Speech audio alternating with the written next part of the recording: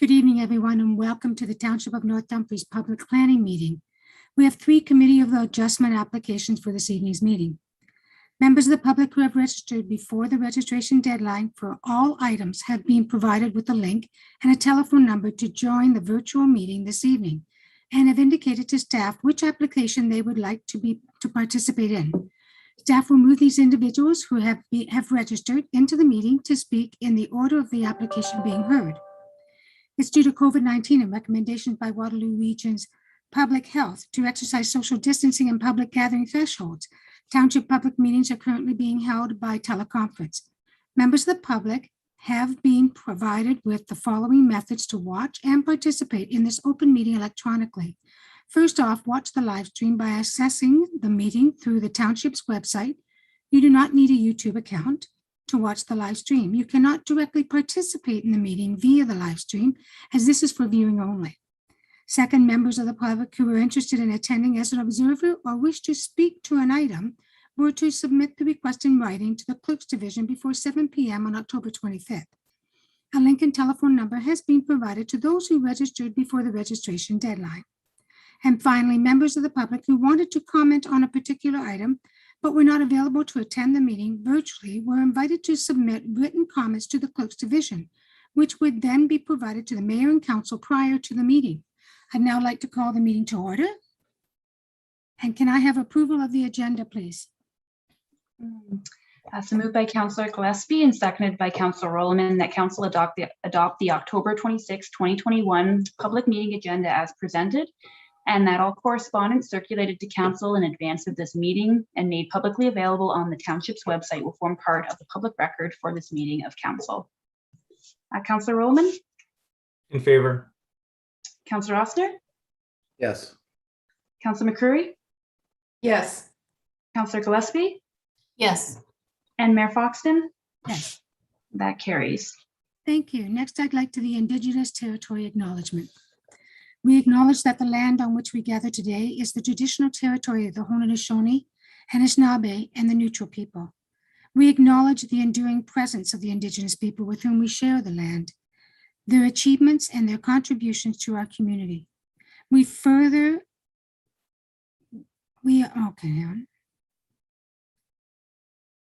Their achievements and their contribution to our community. We offer this acknowledgement as an act of reconciliation between Indigenous and non-Indigenous people of Canada. I'd like to now pause and reflect on what has happened, what we're learning today, and how we can move forward tomorrow with our Indigenous partners. So we may have a moment of reflection.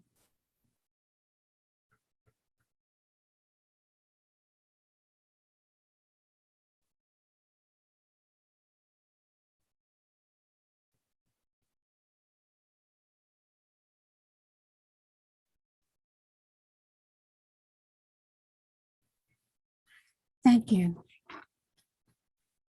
We'll now take, is there any disclosure of pecuniary interest in general nature thereof? Seeing none, there's no adoption of minutes. Motion to adjourn and meet as Committee of Adjustment. Please, Ms. Sage. Moved by Councillor Ossner and seconded by Councillor McCreary that the Council meeting be adjourned at 7:03 p.m.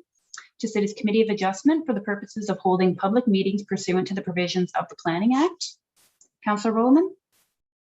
Yes. Councillor Ossner? Yes. Councillor McCreary? Yes. Councillor Gillespie? Yes. And Mayor Foxton? Yes, That carries. thank you. Now we'll pause for a few minutes to move the people into, are we ready to go, Cynthia? Yes. Thank you. So 7.1 is report number PD 57-2021 consent application, file number B-06/21 on Colonial Drive. Notice has been given in accordance with the Planning Act. The Secretary Treasurer will record everyone who has commented on this application, attended and or have registered with the Clerk's Division to attend the meeting this evening. These individuals will be notified of the decision or of the meetings convening in the future. I'd now like to introduce Shahid, the Township Planner, who will be presenting this application.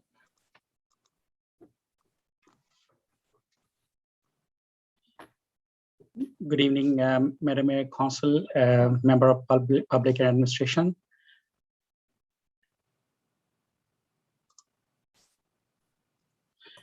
So tonight I will be presenting the council application B0621 for the land legally described as concession 7, part lot 35, plan 662, registered plan 67R486, parts 2, 3, and 5.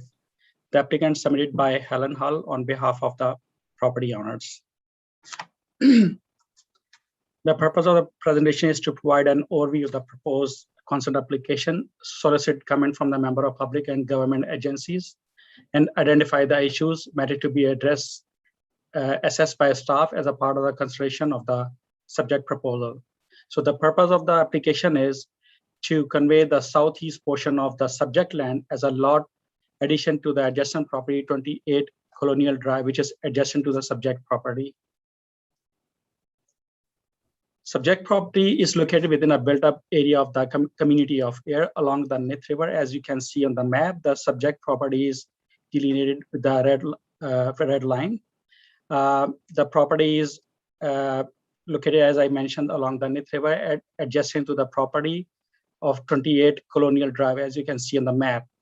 The subject property is approximately 8.83 acres and currently consisting of natural environmental features and Nith River. The subject lands are situated rear of the 12 urban residential lot, as you can see in the map, which is frontage to the Colonial Drive. And the land is landlocked and has no direct access to the public street and the Colonial Drive as well. So basically it's a landlocked land.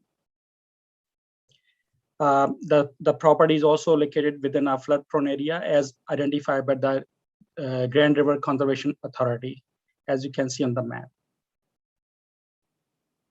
Staff reviewed the provincial policy statement, growth plan for the Greater Golden Horseshoe. Staff also reviewed the regional official plan and township official plan. The township official plan identified the land as an open space. So the gist of the policies of all statutory plan is to protect and preserve the natural environment, and no new development will be permitted on an area prone to flooding. As I mentioned, the subject property is located within the area prone to flooding. The land is currently zoned as Zone 12, open space, and Zone 12 permit non-structural development such as recreation area, farming, and playground and park. If you see the section 18.3.2 of the bylaw, that state no building or structure shall be erected on any land within Zone 12. Let me provide you some brief overview on the proposed application. As you can see on the map, the purpose of the application is to convey the portion of the southeast portion of the subject land, which is 0.33 acres, as a lot addition to the abutting land, which is legally described as a 28 Colonial Drive. So no new lot would be created as the result of the consent application, and the proposed lot addition will be remain as an open space as identified by the township official plan and the zoning bylaw. And no building or structure would be built in the future on the proposed lot addition due to the presence of floodplain. As I mentioned, the land subject land identified the GRC within the flood-prone area. So no development be permitted, no new building will be built on this property. It will remain as an open space. No structure will be built, as I mentioned, and no new lot will be created as the result of the consent application. So it will remain as it is. The subject land is approximately 8.83 acres, and the proposed lot addition is approximately 0.33 acres, as you can see in the map with the outline of the blue lines. And the remnant parcel would be approximately 8.5 acres. The reconfiguration of the property would allow applicant to direct access to the Nith River. And as you can see in the map, half portion of the property is within a Nith River and half portion consists on the grassed and natural landscape area. The actual land area above the water line of the Nith River will vary from year to year based upon the thread of the river and its associated meandering patterns. So staff also mail out the public meeting notice within 120-meter radius of subject property. No member of public expressed any major comments or concern. Even we received 4 correspondence in support of the proposed consent application from the member of the public. We also submitted the proposed consent application to agencies and department for comments. Regional Municipality of Waterloo expressed no concern. Energy Plus expressed no comments. Grand River Conservation Authority, they expressed no concern, but they advised that no private building or structure would be permitted on the proposed consent or the proposed lot addition. Public Works expressed no concern, and they mentioned that the access would be provided from the 28 Colonial Drive, and no new access will be permitted to the proposed lot addition. The staff will be considering some key factors to evaluate the consent application on the matter of the application and recommending to the committee that all comments or correspondence received during the consultation process. And staff will also evaluate the matter of provincial interest matter, like protect and preserve natural area, no structural use in the flood prone area as well, and whether the proposed consent application conform to the township official plan and general zoning bylaw. If the proposal is in the opinion is desirable for the property, compatible with the adjacent uses, and maintain the character of the area. We will also ensure that no structural approach on the area prone to flood or erosion. And we will also consider recommendation as stated by the Grand River Conservation Authority. And we will also see what's the impact of the proposed lot addition to surrounding properties and neighbor area. So basically, if I briefly explain that we didn't receive any comments concern from the member of public. We didn't receive any comments, major comments concern from any agencies, and it's the proposed consent application aligned with the township official plan, zoning bylaw, and also other provincial or regional statutory documents. Thanks, Madam Mayor. Thank you, Shahid, but we did receive numerous comments in support. Yes, we That needs received, to be said. yeah. That needs As to I be mentioned that we received 4 correspondence in support of the proposed consent application. Well, I thought it was more than 4, but it doesn't matter. And I also received phone calls in support. Okay, So thank you. thanks, Madam Mayor. Okay. Would the applicant like to say anything? Is Helen here? She's not in attendance, Mayor Foxton. Okay. And there's no members of the public that wish to comment on it, correct? So I guess it's just council now. Any members of the committee wish to say anything? Council Rowland? Thank you, Madam Mayor. Perhaps the planning department could help me understand this a little bit better. If all the agencies have commented that they have no objections to it, if we have the applicants that own the property are in favor of it, Helen Hall wants to get this done, we see all the neighbors are in favor of it, why can't we just move forward and pass this tonight and grant the severance? Why do we have to go back for another report, another couple more months? Why can't we just say, you know what, tonight, let's get this done? I think Helen wants to get on with this thing. In Shahid's presentation, he mentioned that it's about getting access to the river and having a view. When I spoke with Helen, it's really more about stewardship of the land. She's concerned about erosion. She's worried about her property. She wants to have ownership so that she can have a dialogue with the GRCA and take care of her own property and the property directly behind her. So I think, in all fairness, we should really move forward as fast as we can to get this conveyed over to her. I'm going to bow to CEO McNeely in a few minutes, but there were, in the past, we created a bylaw that stated we would not make a decision until all comments were in, and some reports from some agencies didn't come in. I'm not sure if that's the case with this one. CEO McNeely. Thank you, Madam Mayor, and through you to Councilor Rowland. Committee of Adjustment, in their capacity as a decision maker, does not have to accept the staff recommendation as presented in the circulated report. Committee of Adjustment tonight has the benefit of 1 week's worth of community consultation that staff would not have had. Our report was finished last Tuesday so that it could be included in the Wednesday issue of the circulated agenda.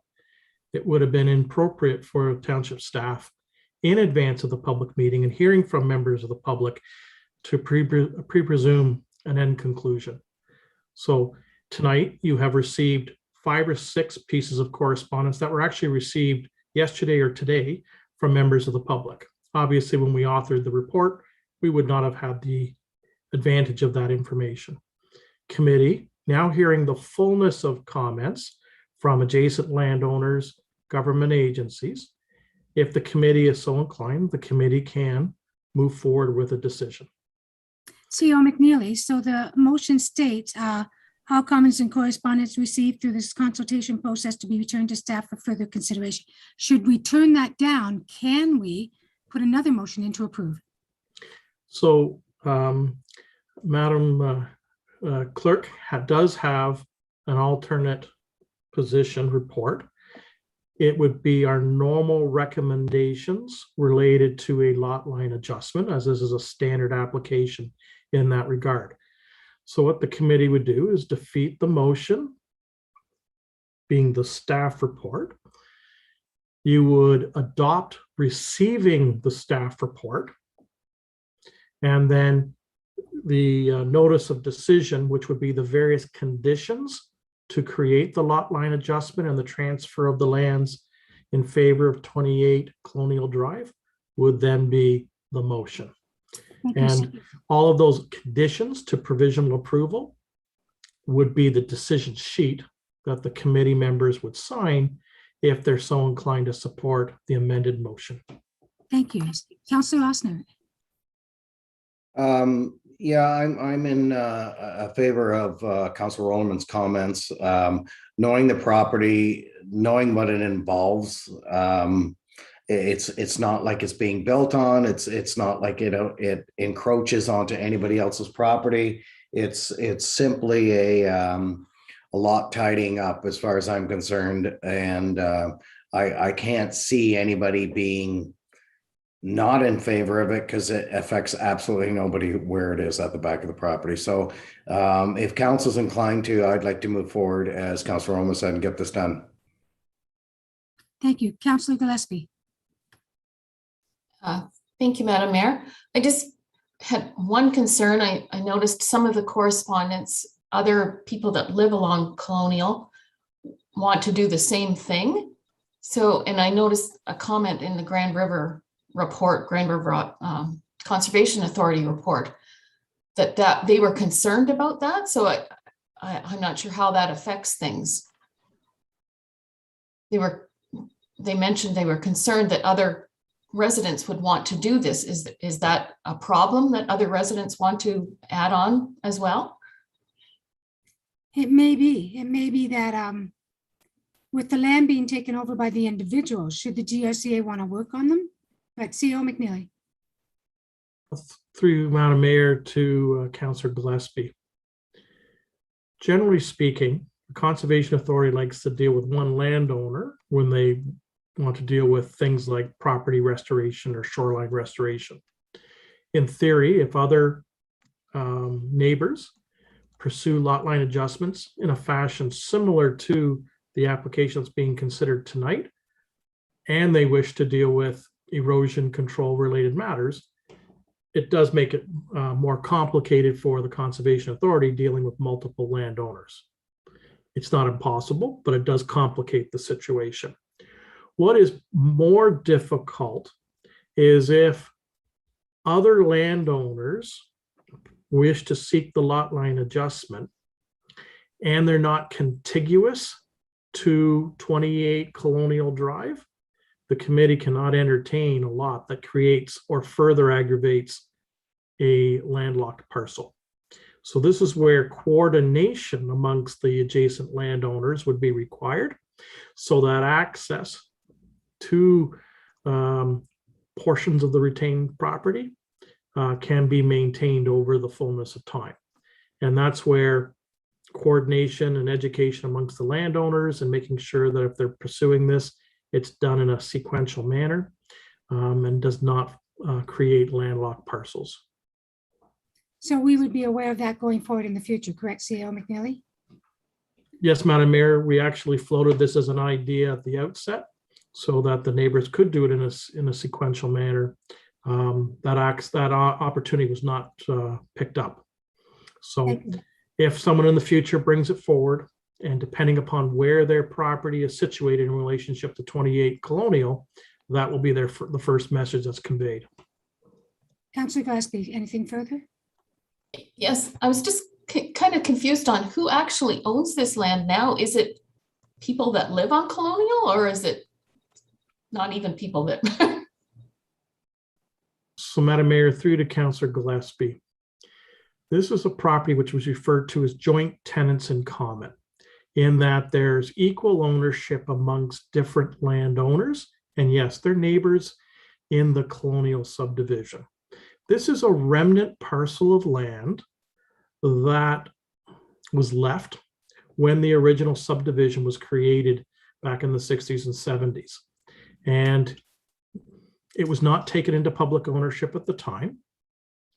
And these predecessors took this property in title as joint tenants. It's a very unique situation. And it's something similar to 60 Water Street, in that was held initially in joint tenants in common through the same subdivision process. And there, one landowner bought out the partners and consolidated into one ownership. But it's the same kind of scenario. It's a remnant edge from a historic plan of subdivision. Thank you. Councillor Williman. Thank you, Madam Mayor. With regards to Councillor Gillespie's concerns, I have spoken with a number of residents on Colonial Drive, and they actually do want to do what she mentioned. They want to seek their own severances over their own parcel. I think the idea that they had was that we would do this property first with Helen and the Hall property and see what happens here, how this goes. And then if it's successful, they indicated they would like to do a similar thing. The GRCA in their comments seem to be focused on the concern that people would want to build docks and have access to the water. But in reality, this property is already privately owned. This could already happen today. People could already go back there. Their current owners could go back there and build docks. So the GRCA concerns and comments don't really reflect that. And they make a passing reference in their comments to wanting to do erosion control and riverbank stabilization, just in passing, oh, it'll be very expensive. That's kind of what they said about that. In reality, all these different homeowners are concerned because if you look back there, if you look at the Google Maps over a time period, you can see the river has changed its course. So it used to be further away from the back of these properties. Now it's cutting very close to the back. It's actually changing its direction and cutting very close on the back of Colonial Drive. So the concern the residents have is that they're going to lose their backyards. So they really want to have some sort of control over this land themselves and not have to rely on one property owner. If you look at the map on page, is it page 14 or page 15, it's a huge chunk of land. And to put that responsibility on those one or two owners that have it right now is really too much, I think. I think it's more fair to separate into all the 10 or 11 different little lots, have each owner have their own stake in their own part of their backyard, work with the GRCA, work together and try and save their backyards. And I think that's what this is all about. So that's why I'm in favor of it. Well, let's just deal with this application for now. And if there's no more comments, can I have the motion, please, Ms. Sage? So moved by Councillor Gillespie, seconded by Councillor Rowland, that report number PD 57-2021 be received, and that all comments and correspondence received through the consultation process be returned to staff for further consideration in a future report to the committee on the disposition of this matter. Councillor Rowland.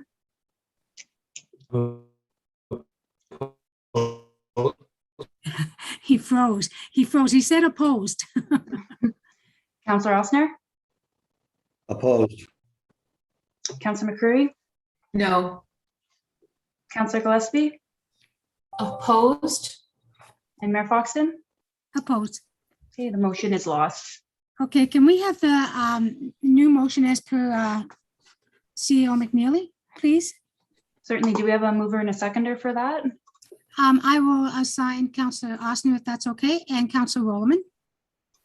So moved by Councillor Osner and seconded by Councillor Rowland that report number PD -57-2021 be received, and that the conditions of provisional approval for consent application B-06-21 that are associated with this decision is to convey the southeast portion of the subject land as lot addition to the abutting residential property located at 28 Colonial Drive are as follows. A, that a reference plan is as prepared by an Ontario land surveyor illustrating the newly proposed lot line be prepared to the satisfaction of the Township of North Dumfries. That the owner pays the township any outstanding taxes in full on the property. C, the applicant submits to the Region of Waterloo the consent review fee payment of $350. D, the payment of $200 as the township administration fee. And E, that all the above conditions must be fulfilled and the document for conveyance certificate for consent be completed by the Secretary Treasurer of the Committee of Adjustment within 1 year of the date of written decision pursuant to section 5740 subsection 41 of the Planning Act. Otherwise, the approvals shall lapse. Councillor Rollman, In favor? Councillor Osner, Yes. Councillor McCreary, Yes. Councillor Gillespie, Yes. and Mayor Foxton. Yes, That carries. thank you. Now we'll pause while staff change in and out people. Cynthia, are we good to go? In 1 minute, yeah.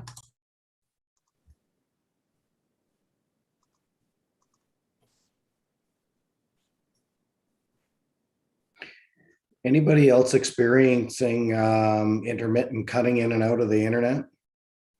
Yes.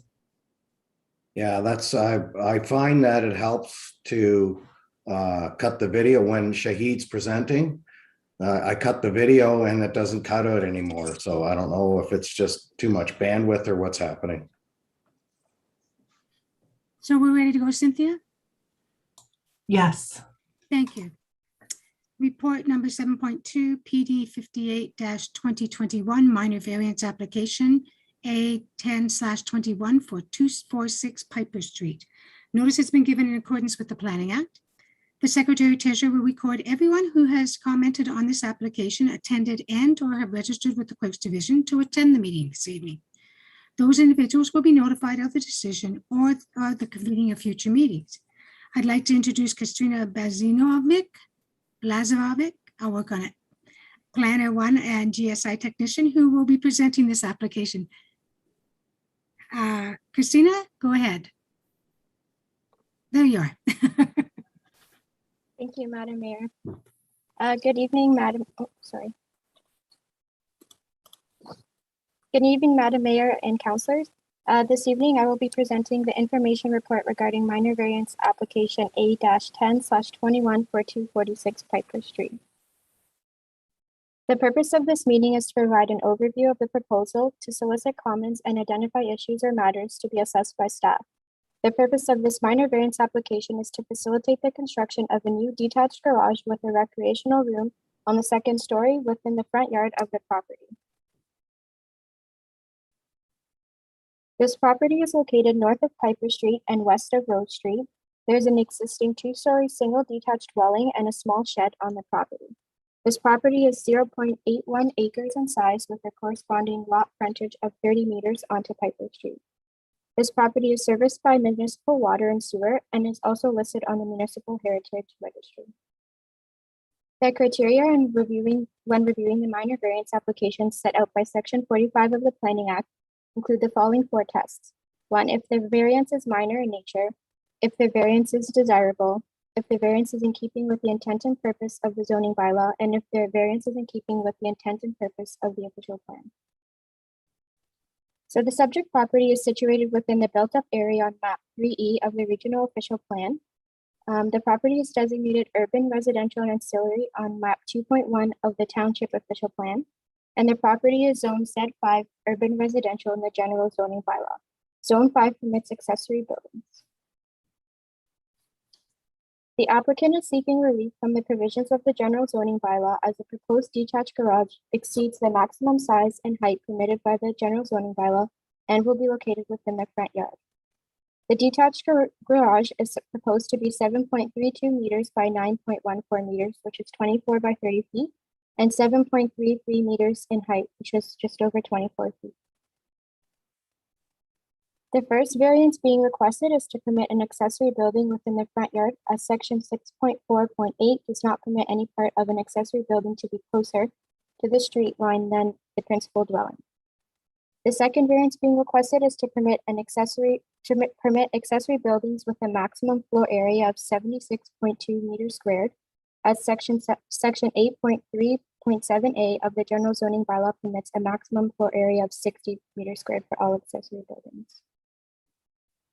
The third variance being requested is to permit a habitable room above the accessory building, as section 6.4.4 does not permit a habitable room above an accessory building.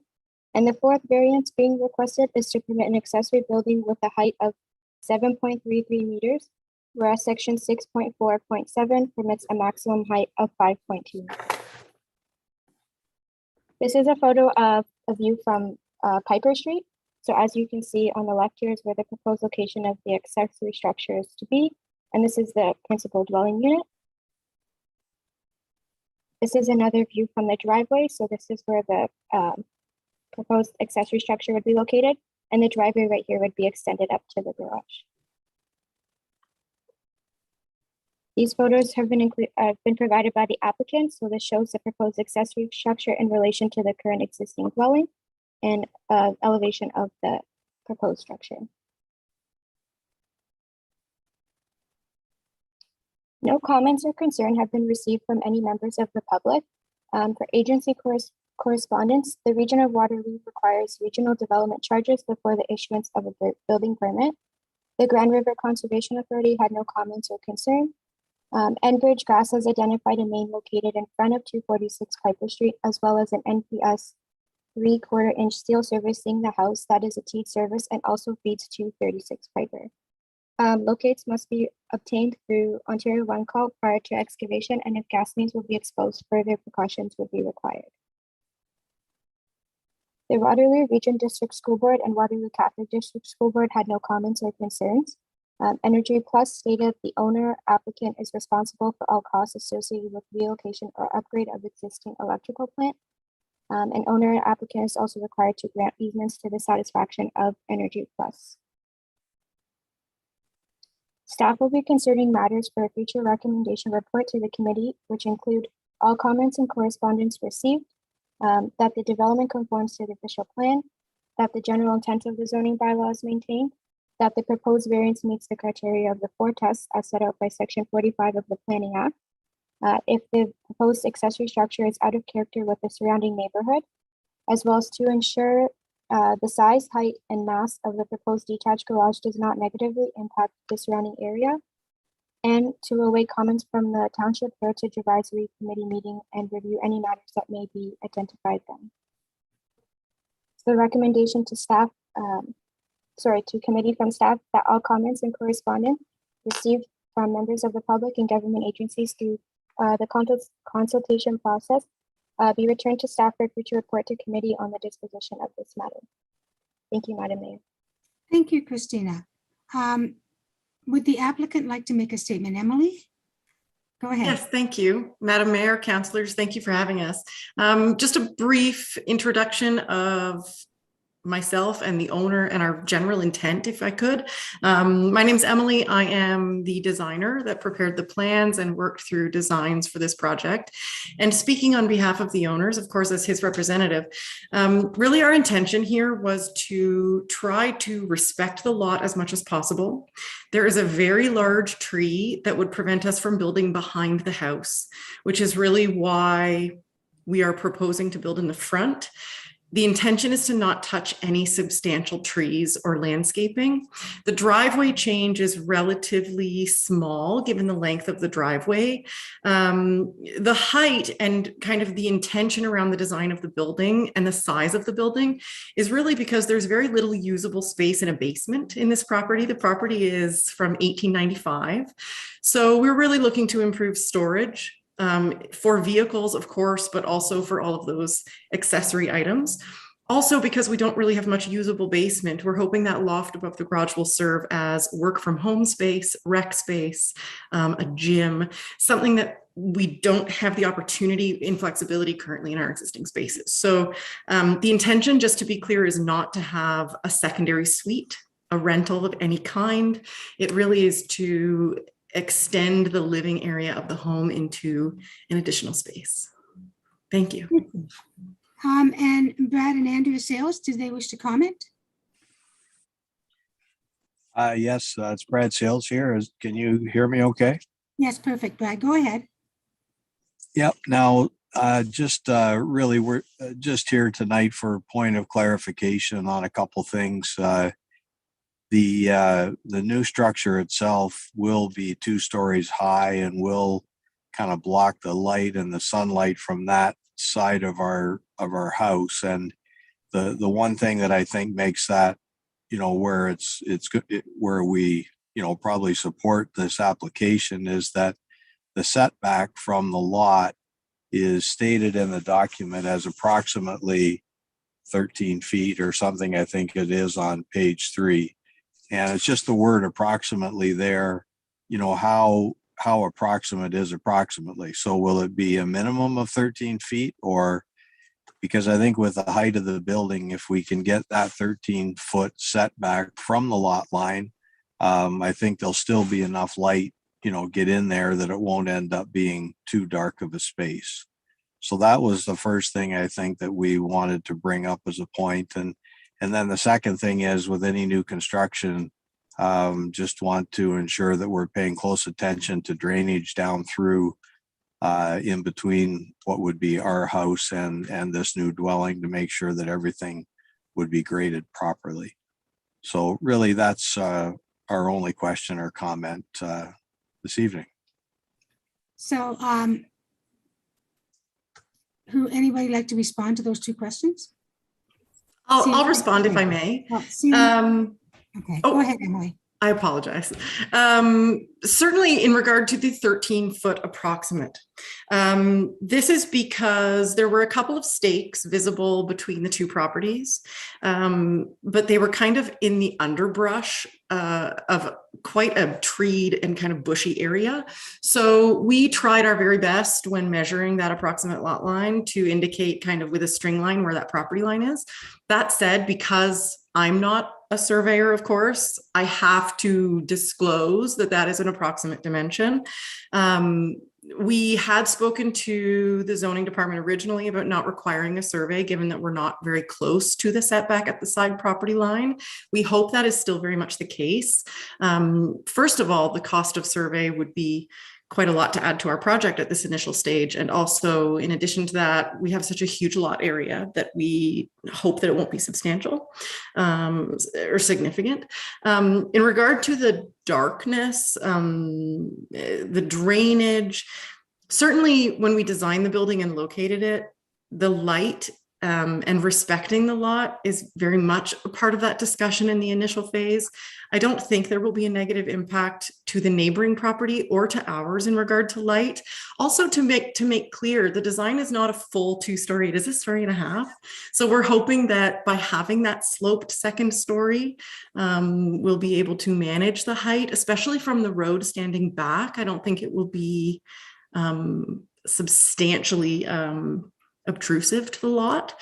In regard to drainage, of course, as part of our building applications, we will make sure there's no adverse implication to any neighboring lot, as is kind of the standard that we ensure through the building application process. Thank you. CEO McNeely?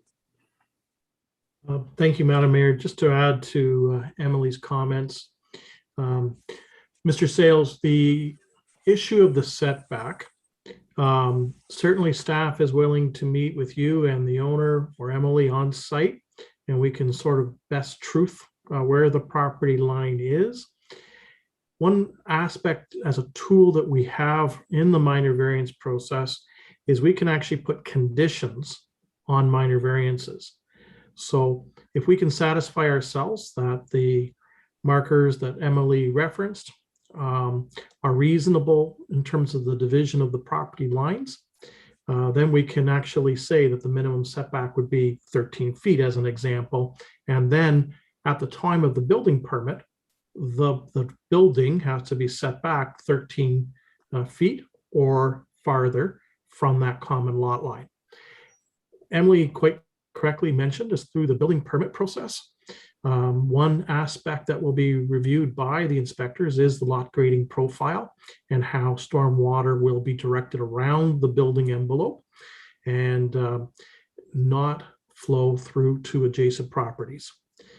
And building department staff did look at this, and the setback allows for ample space for a drainage swale to be incorporated if it's ultimately required. And this setback of 13 feet is actually wider than what would normally be applied to for an accessory structure. So we have ample room to deal with surface drainage and capturing and controlling where surface runoff goes. Thank you, CEO McNeely. Brad, is that satisfactory for now? Yeah, no, I appreciate the clarification, and I guess just one comment that, I mean, there was a comment made that the light wouldn't be, you know, impacted to the neighboring property, and that probably is not correct. I mean, currently we get morning sunshine, you know, comes through the one window on that side of the house, and the new structure will not allow that to happen. So that probably isn't a correct statement. But as far as the other goes, if we can, you know, maintain the 13 feet setback, and if we, you know, just ensure the drainage, then we're on board with that. And we'd had a good discussion with Grant, the homeowner, about this, and those were the two topics that we had discussed directly as well. So I think we're in agreement here. Thank you. Members of council, any comments or questions? Councilor Roman. Thank you, Madam Mayor. Generally, I'm not really in favor of building in front of the established lot line or property line, or building line, I should say, of the house. When I look at Piper Street, most of the houses, the older houses, the houses built before 1900, all have their garages behind the main front of the house. My house is an example. I built a garage, 20 years ago, and I made sure that the garage was far back from the front of the house. I think it's more in keeping with the neighborhood. So I guess my question is to Emily then. So putting aside saving the tree, is there enough room to put a driveway on the west side of the existing house and into the backyard to build a coach house or whatever behind the main house, as opposed to putting it in front? I guess that'd be my question. I believe I didn't study it in detail because it certainly wasn't the direction we wanted to take. I believe from a survey standpoint, there would be room, though part of that building, if it were to be built behind the house, would likely overlap with part of the back of the house. So it wouldn't be completely to the side of the building. We did explore doing that, but the homeowners were very much concerned about, of course, the tree, but also in changing the look of kind of the driveway extending and being a lot more area, and then taking up a lot of their yard. Their yard is quite large at the back, and it does look toward a fairly natural area. Also, there is a house. So the three houses that are located with us being the central home are actually staggered.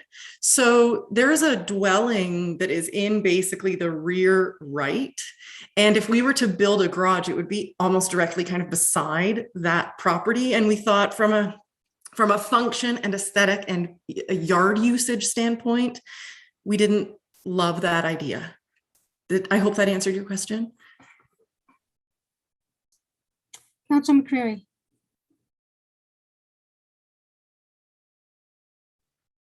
Thank you, Mayor Foxton.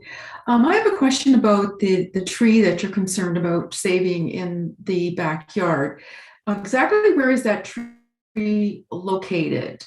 I'm looking Councilor at the McCready, aerial photo of on page 4 of the report. Councilor McCready, you're and- breaking up. If you take your video off, it may help you to be heard.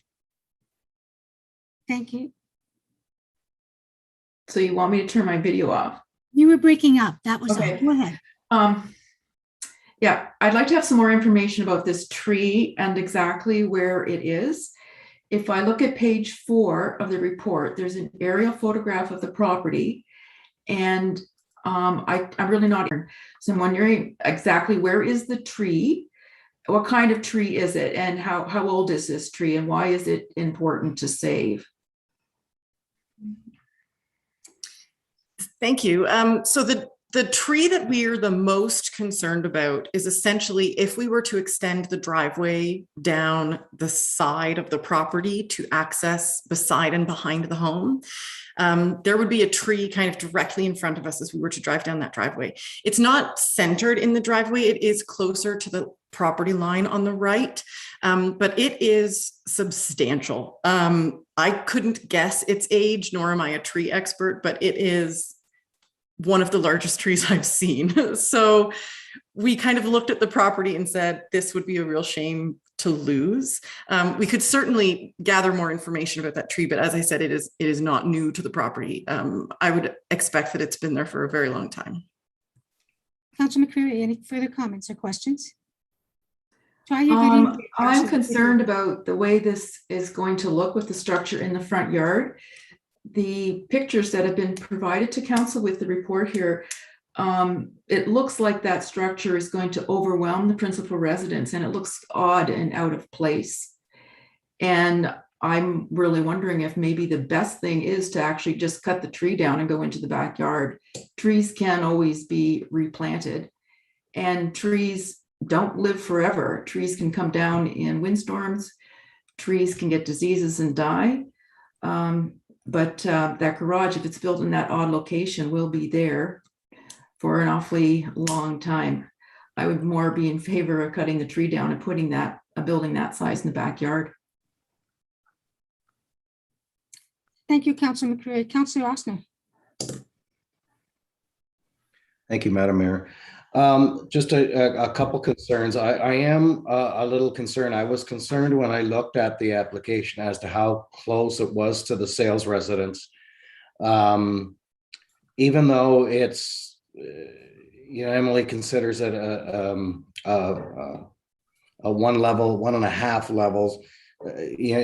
You're still going to be at full height at the top because you're going to be standing up on the second level, so it is going to be still a second level. So I guess we have to wait and see what the comments are. There may be a possibility. I mean, when you look at the property at a picture of a whole, I mean, there are houses like if you look at the sales home, it's a lot closer to the road than where this garage or accessory building is going to be built. But even if they took it and mirror flipped it to the east side, that would not affect the sales. It would not affect the property to the east side because there's nothing there. So that might be a possibility. I had the same concern Councilor Rollman did when I first looked at it, and I thought, gee, that would be a beautiful, if it went on the west side at the back, that would be actually a beautiful location for it.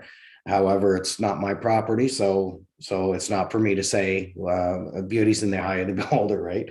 So, but anyway, those are a few options off the top of my head. Maybe if they flipped it to the east side, I had concerns that it's going to be pretty close to the sales house, and given the size of the property, I don't see the need to do that.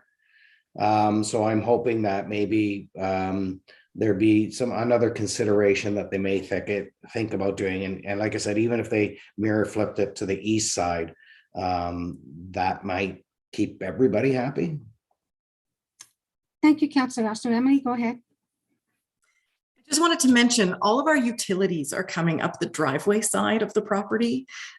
So one of our concerns as we were discussing feasibility was that we do have quite a few services coming down that side. Certainly not insurmountable, but a concern for us when we're talking about location. You don't have to run the utilities so far. Yes, that's, Councillor Austin, I was thinking that maybe I'm wrong, but if the utilities are already running back to the house, you would be running them from the house to the garage. Therefore, you would not be doing new utilities down as far as I understand it. Would that be incorrect, CEO McNeely?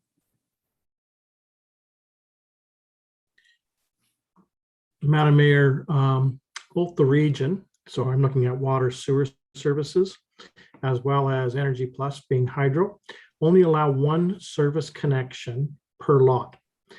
And the meter for water and the hydro meter are positioned at the main residence. So what there would normally be is a sub panel put in the accessory building with the main feed provided back from the house via the meter. And the same thing would be for the sanitary, because the region will want to meter the flow of water so that they can collect on the cubic meters utilized for the washroom facility that's contemplated on the second level. Correct. So there wouldn't, thank you very much, CEO McNeely. So there would not be further services coming back in. They would be tying into the originals. Councillor Rossner. Thank you, Madam Mayor. Just to be clear, this being an accessory building, isn't it just the hydro that's going to be run to this, or are you actually running water and sewer? Emily? We are hoping to rough in a bathroom. Since we're not connected to the home, we would like to have a washroom in there. We're not, again, looking at cooking facility, but a washroom on that second story for a work from home situation or a rec situation would be advantageous to us. So we are hoping to connect to the services. Councillor Rossner. Thank you. So then your initial comment of thinking of having no intention of it being a secondary dwelling, rental unit, et cetera, this or that, the other thing, we don't know that's going to happen. Whether it's a year or 2 or 3 or 4 down the line, if you build an accessory building, most of the accessory buildings that I've seen come across council are accessory buildings in the true sense that they're running hydro in there. I've never, correct me if I'm wrong, but there's not many that I've seen that actually have water and sewer connected to them because they're accessory buildings. So my understanding being an accessory building that it was going to be hydro, but if there is water and sewer sanitation, et cetera, and you're roughing in a bathroom, to me, that's just a segue and groundwork for a secondary dwelling. Whether it be a rental unit, whether it be a Airbnb, or whether it be a secondary dwelling, because we have a granny flat bylaw, but we do not allow secondary or second floor above accessory buildings, dwellings. Is that correct? CEO McNeely?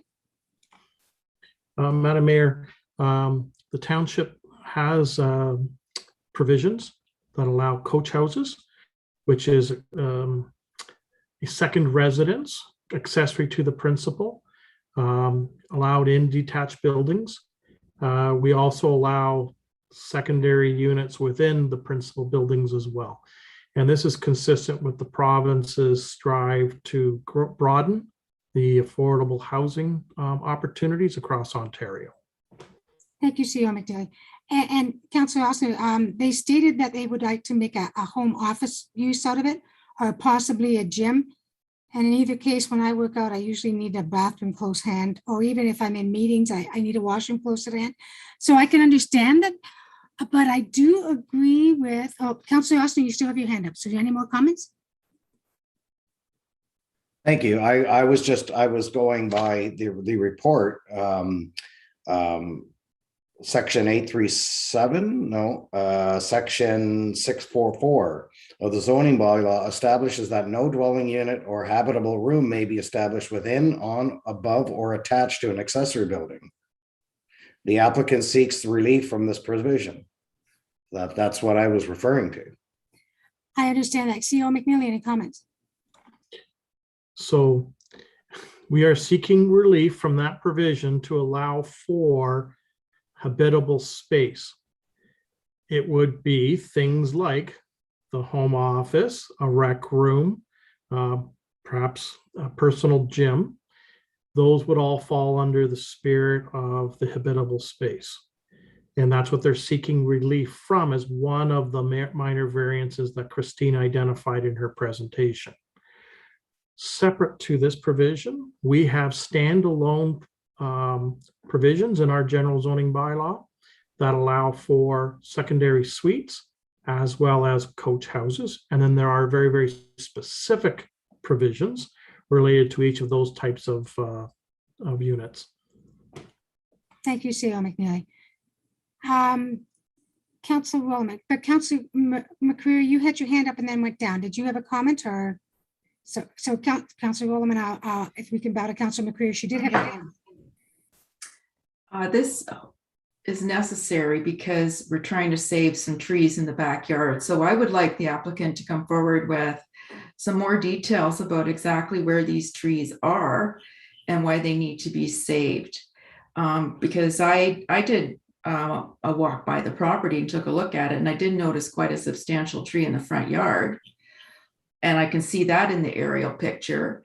But when I look in the aerial picture at what I see in the backyard, and I don't see anything nearly as significant as that tree that was in the front yard.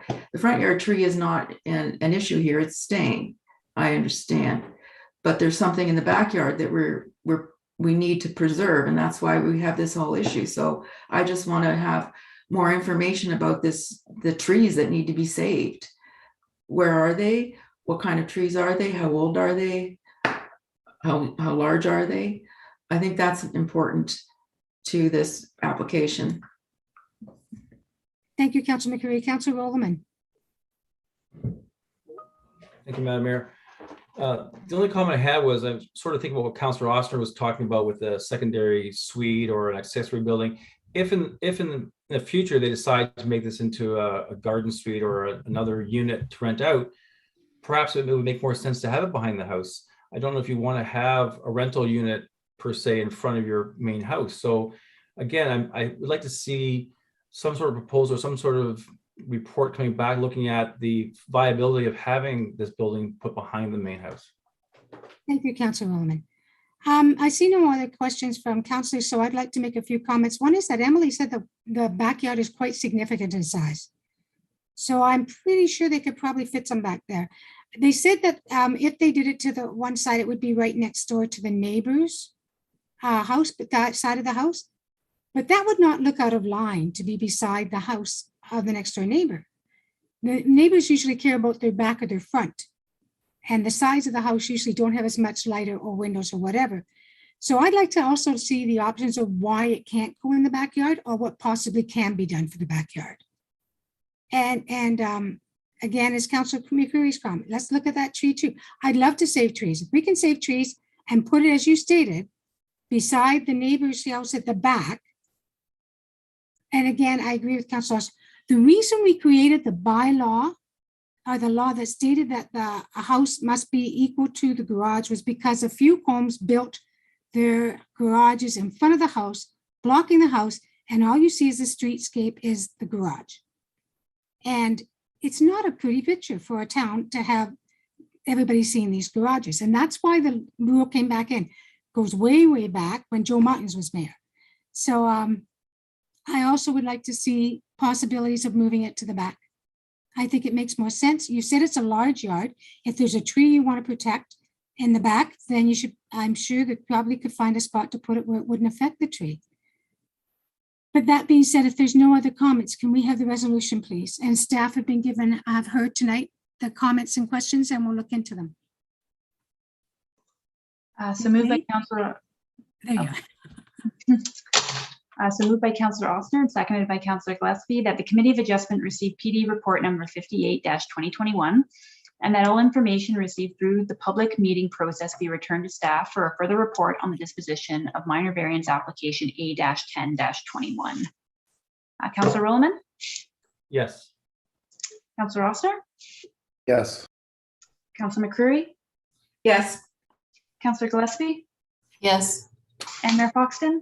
Yes, That carries. thank you. Now, Cynthia, we'll wait till you're ready to move people in and out.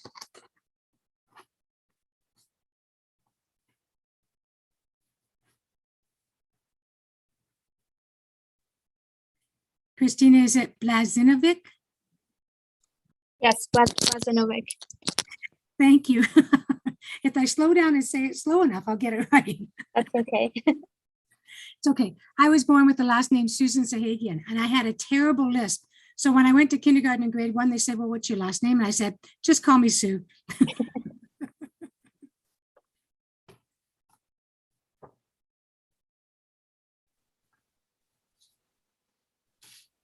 Cynthia, are we ready? Yes. Thank you. So 7.3, report number PD 59-2021, consent application file number B-02/21 for 320 Darrow Drive. I'd like to state that notice has been given to those who requested it. The Secretary Treasurer will record everyone who has commented on this application, attended and or have registered with the Clerk's Division to attend the meeting this evening, and those individuals will be notified of the decision or the convening of future meetings. I'd like to introduce Shahid Magal, planner, who will be presenting this application. Shahid, please.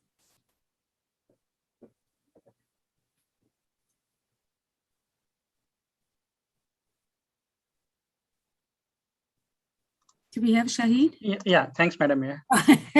Yeah. So the next report before committee is regarding 320 Darrell Drive, the consent application B02/2021. The application submitted by Chris Pigeon on behalf of Martin Sprocket and Gare Canada. Just to give you some background that on July 12, 2021, the staff presented information report to the committee, and the purpose of the report was to solicit comment from the member of public and agencies. So on based on the comments received from the member of public and agencies and the analysis by staff, tonight staff is presenting the recommendation report. Just to give you some background, the subject property located within the Highway 401 Regional Road 97 employment area, as you can see on the map. The property is approximately 14.1 hectare in size, and they entirely represent the phase 3 of the Boyda subdivisions. The property is accessed through a Darrell Drive, as you can see on the map. Currently, the land contains an industrial building in the west portion of the proper subdivision, and the balance of the property is vacant land. Staff also mail out the notice of public meeting to adjacent property owner. No comments and concern received from the member of public. We didn't receive any comments concern from any agencies as well. And the proposed consent application also align with the provincial, regional, and township statutory plans. Just to give you some overview on the consent application, as I mentioned, that the purpose of the consent application is to sever the land associated with the existing Martin Sprocket, as you can see on the map, highlighted with the green lines, from the balance of the phase 3 draft approved plan of subdivision. So the whole plan, basically contain 19 units.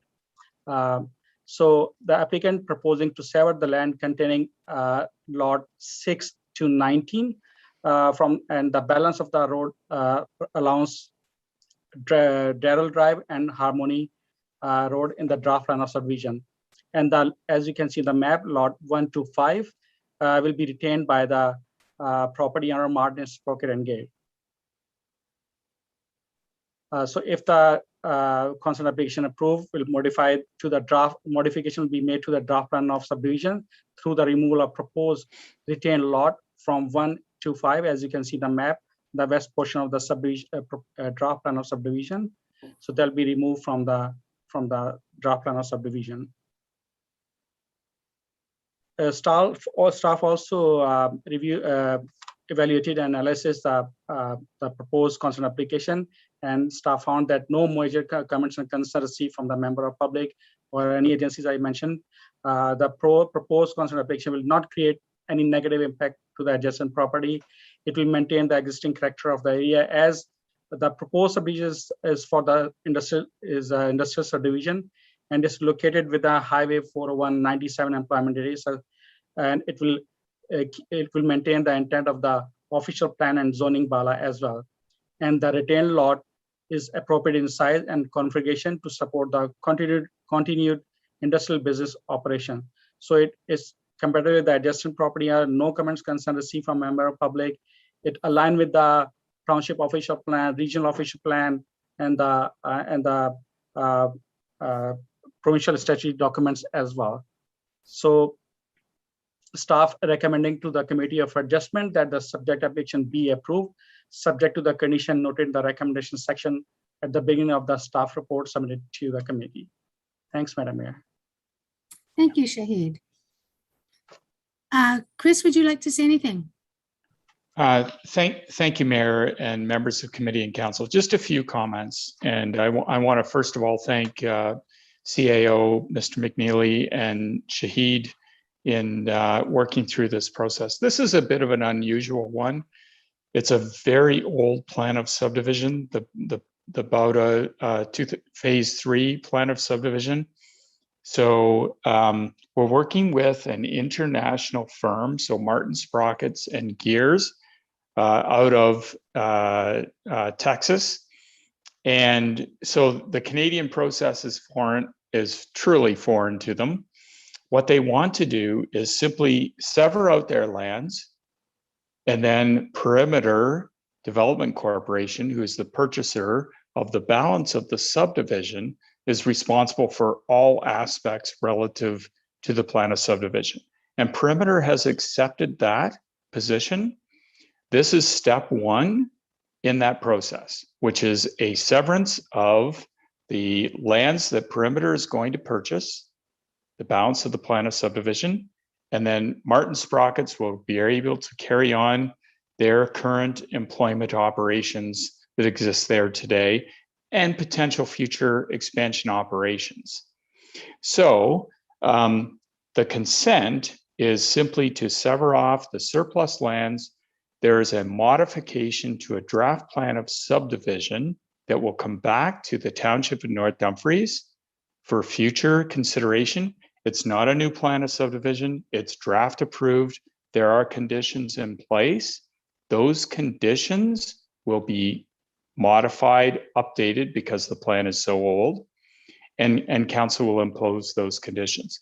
But that allows Martin Sprocket to sell the land, and there's a deadline, which is the 1st of February, 2022. So the consent application, we believe we can fulfill that timeline. And we've reviewed all of the conditions of the consent with Perimeter, who is ultimately in charge of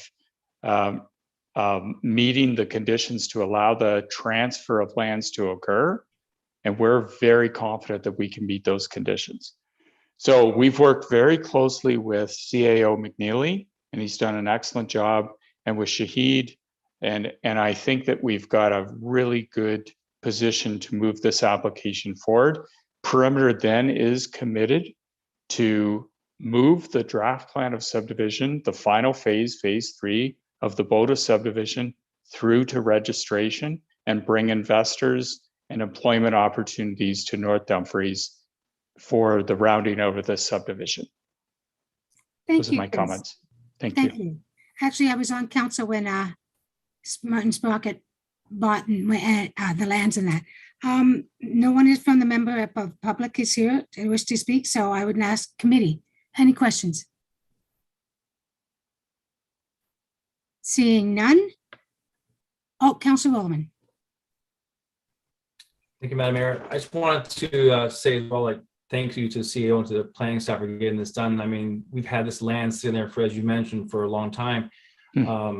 And there are a few other vacant lots in the area that I think the CEO is also working on. So if we can get all this land under development, then we can have a good case for adding more industrial land to the 4197. So job well done. Thank you very much. Yeah. Yes. Thank you. Seeing no one others, Ms. Sage, you do not have to read the motion in its entirety. I'm sure that Mr. Pigeon will take heart to all the points, but go ahead. Certainly. So moved by Councillor McCreary and seconded by Councillor Rowland that Committee of Adjustment receives PD report number 59-2021, and that's as presented in the staff report. Councillor Rowland, In favor? Councillor Oster, Yes. Councillor McCreary, Yes. Councillor Gillespie, Yes. and Mayor Foxton. Yes, That carries. thank you. Thank you. Thank you, Chris. Have a good night. You as well.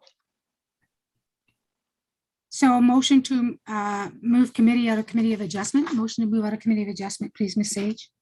Moved by Councillor Rowland and seconded by Councillor Gillespie that pursuant to the Planning Act, the public meetings of Committee of Adjustment be adjourned at 8:10 p.m. and the council meeting be called back to order.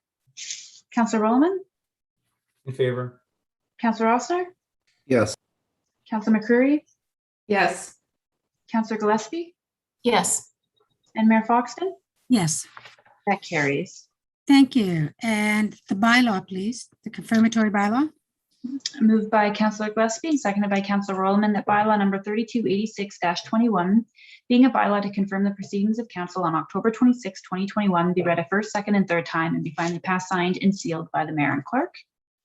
Councillor Rowland, Yes. Councillor Oster, Yes. Councillor McCreary, Yes. Councillor Gillespie, Yes. and Mayor Foxton. Yes, That carries. and the adjournment, please.